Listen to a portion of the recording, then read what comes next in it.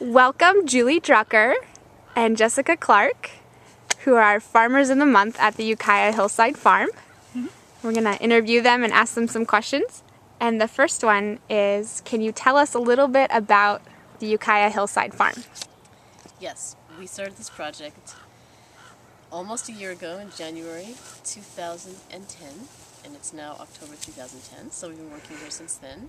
We bring almost 175 students up each week, on 1 day a week, to work on the farm. They learn bed prep and learn how to compost, learn how to transplant, how to plant.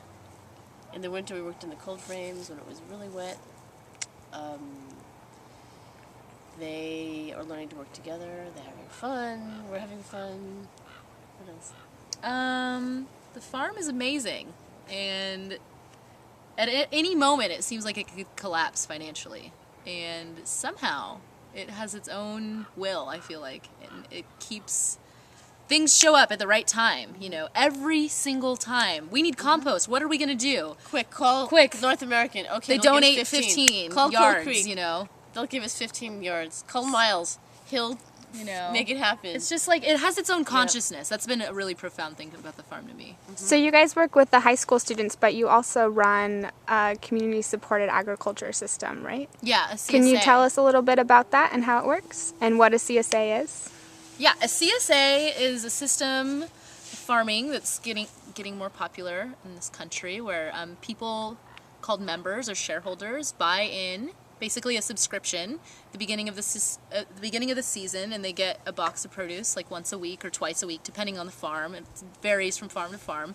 But you buy in, you have buy-in, you're part of the farm as a member, you share in the inherent risks of farming, which, you could have disease or you could have a bumper crop, and so they share with that, but they also, it's kind of, to me, it's like, it's a more sure market than, going to the farmer's market or doing, you know your members, and they tend to like to volunteer and help out with things. You can call on them when there's trouble, and I really like the system. That's the CSA model we've been working with. They have a relationship with us, so like if someone says, oh, I'd like to really join the winter CSA, but what are you going to plant for the winter CSA? So I say beets, turnips, greens. Oh, I like greens. I think I like the greens. Or can you plant this because I really like this? So they have a relationship with us, whereas you go to a store and you don't know who's growing your food, you don't know how it's gotten there. We see them every week when they come to get their vegetables. We talk, how's your family? There's a personal connection that doesn't happen when you just go to a store and buy food. It's so nice to know the people that are eating the food you've grown. How many members do you guys have? We have 17 members at the moment. And you're open for winter CSA memberships right now, right? Yes, we're having a winter CSA, and it's going to be, it's starting December 1st, and it's going through the end of April, 20 weeks, something like that. And we're hoping for 20 to 30 members. That's what we're trying to plant for, though this is our first winter CSA, and we just had our first summer CSA, so we're figuring out as we go along. But yeah, we would love to have more members.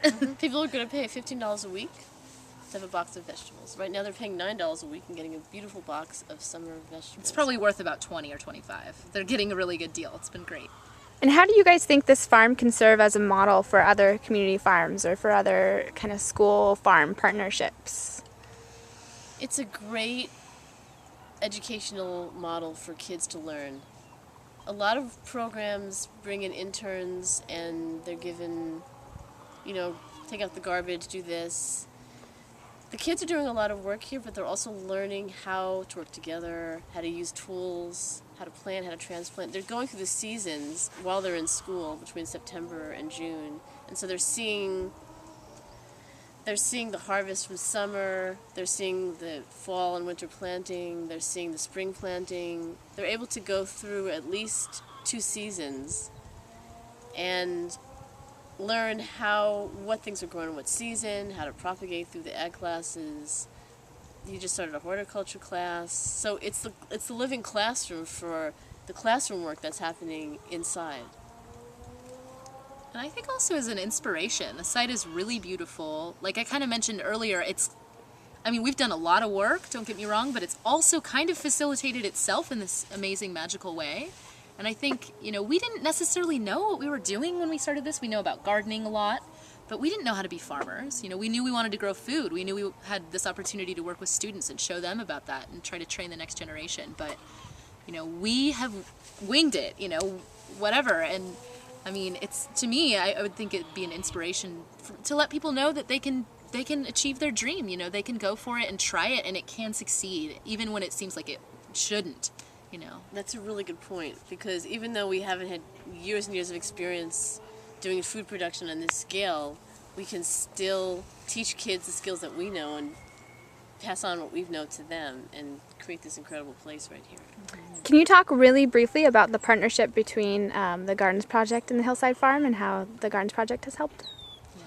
The Gardens Project has been an amazing resource. Amazing. You are sitting right in front of us as living proof of that, because to keep this farm going, we had to think about a business plan. We had to do administrative work.